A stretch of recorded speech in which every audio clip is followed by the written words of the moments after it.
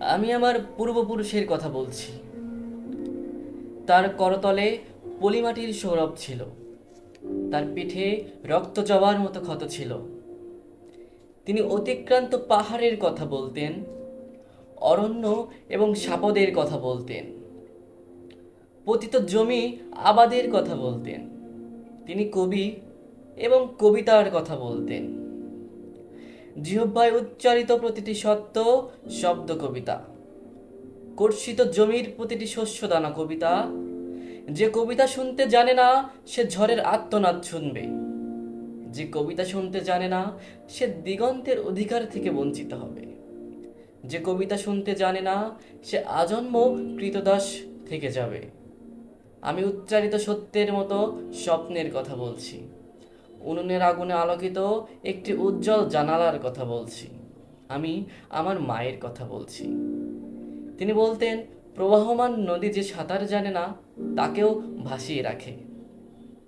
যে কবিতা শুনতে জানে না সে নদীতে ভাসতে পারে না। যে কবিতা শুনতে জানে না সে মাছের সঙ্গে খেলা করতে পারে না। যে কবিতা শুনতে জানে না সে মায়ের কোলে শুলে সে মায়ের কোলে শুয়ে গল্প শুনতে পারে না।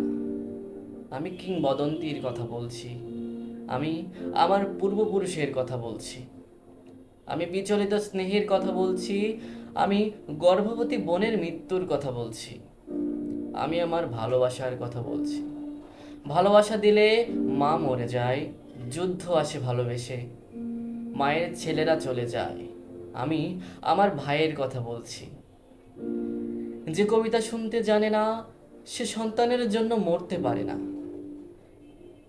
যে কবিতা শুনতে জানে না সে ভালোবেসে যুদ্ধে যেতে পারে না।